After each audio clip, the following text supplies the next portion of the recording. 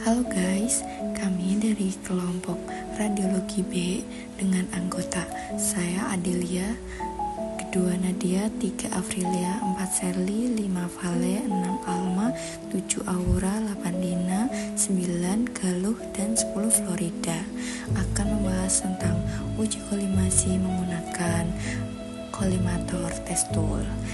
Tonton terus ya.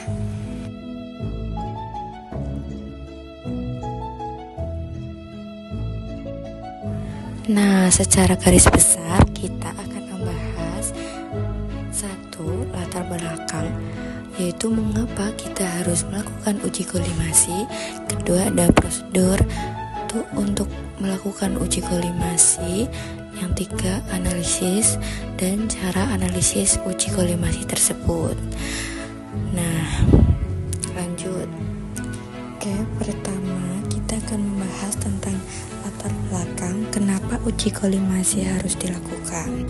Uji kolimasi merupakan salah satu parameter pengukuran di pesawat radiografi umum yang masuk dalam rangkaian kendali mutu pelayanan radiodiagnostik dan konvensional. Nah, kendali mutu ini begitu penting untuk menjaga kualitas pelayanan radiodiagnostik dan konvensional tetap optimal. Selain itu, kendali mutu ini juga diatur oleh peraturan nasional.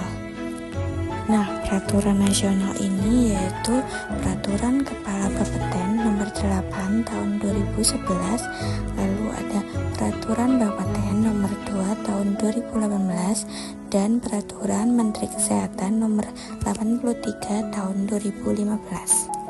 Nah, peraturan tersebut menyatakan bahwa parameter fisika pada pesawat Sinar X wajib dilakukan quality control yang menjadi salah satu kegiatan pelayanan fisikawan medis.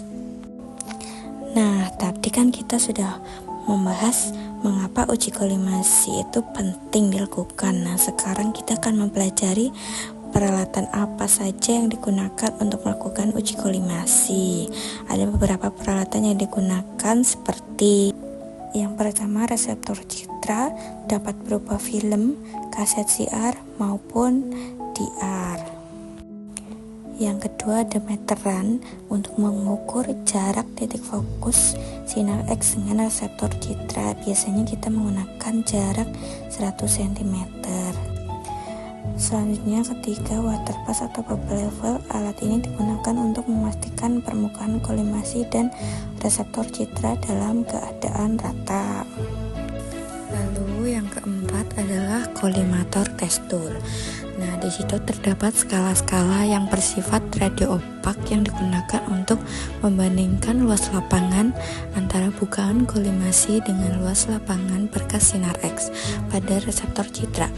Dan terdapat titik untuk memastikan sumbu yang sudah didefinisikan saat pengukuran, contohnya agar tidak terbalik mana sumbu X dan mana sumbu Y. Nah, untuk proses ujinya, yang pertama yaitu letak reseptor citra di depan bukaan kolimator. Yang kedua, atur jarak antara titik fokus dan reseptor citra pada jarak 100 cm. Yang ketiga, dengan menggunakan waterpass, pastikan permukaan kolimator dan reseptor citra dalam keadaan rata. Lalu nyalakan lampu kolimator. Kemudian, catat sisi penanda kolimasi dan definisikan sumbu X1, X2, Y1, dan Y2. Setelah itu, atur faktor eksposi. Lalu gunakan KV 60 dan MAS 2.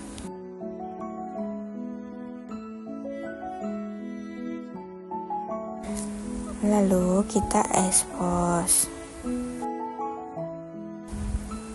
dan hasilnya bisa dilihat di komputer, dan kita hitung nilai dari komputer menggunakan penggaris yang ada di komputer. Lalu kita hitung total dari selisih semuanya. Untuk menghitungnya, dari tabel ini kita bisa melihat nilai yang dihasilkan untuk setiap sumbu yang kita ukur.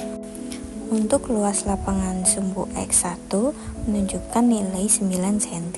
Lalu nilai berkas sinar X pada sumbu X1 menunjukkan angka 8,8 cm, yang artinya selisihnya yaitu 1,8 cm.